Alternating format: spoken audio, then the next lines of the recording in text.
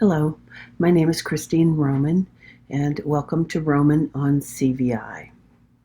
In a previous video, I talked about the basic principles of distance viewing, the CVI characteristic called distance viewing, and reviewed the importance of considering the greatest distance at which a child with CVI can find any target anytime, especially a familiar one. Not the greatest distance that they can sometimes find something, but that go to all the time works, distance viewing. Today, I would like to expand on that just a little bit, and I would like to talk about some of the implications of what happens, how it impacts the child with CVI when they are not able to access information at an age that is commensurate with their peers. So distance viewing has a number of impacts. First of all, I want to talk about the impact in incidental learning. All of us who have typical vision are able to kind of put ourselves in some setting and just watch what goes on. People, myself included, can sit in Central Park in New York City and probably spend the day there because incidentally, without me putting any effort forth, I can be amused endlessly. I can watch what people do, what they wear, what they eat, what they play with, who they talk to. I can learn how far away people are when they talk to each other. I can learn what that little rectangle thing is that's always up to their ear. I have so much I can learn by just watching. And I don't have to expend much energy at all. But children with CVI are denied access to this information by virtue of their CVI. Their inability to isolate a target at distance and to make meaning of what is seen, of even a familiar target when it occurs too far away, has a really huge impact.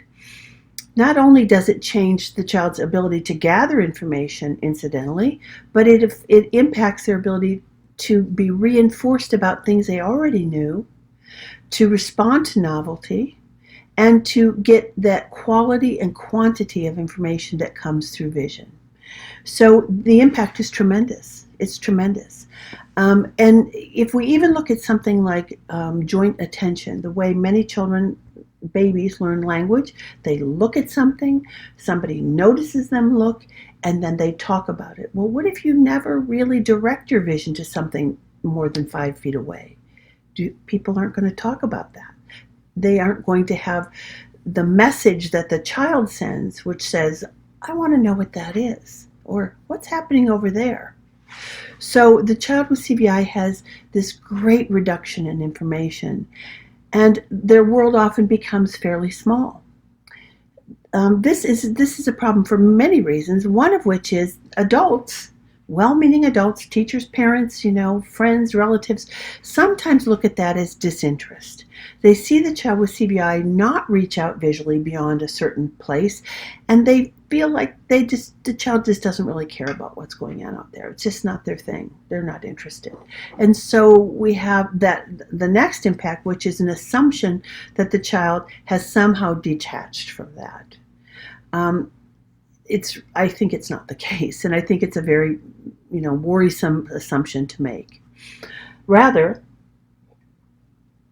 I think it's important that we help the child with CVI by noticing what they notice, not because of visual attention, but sometimes an alerting response that could be different. The child with CVI pauses, or they seem fearful, or they turn in the direction of a certain sound, or a movement that happens. I think it's our responsibility to use that as a cue for joint attention and to describe to that child what's happening, what may have caught their attention. And even if it doesn't visually, it's still important that we let them know what's going on around them, that we set the stage, that we create the scene for them, and that we describe what's happening. Imagine the social implications to difficulties with distance viewing.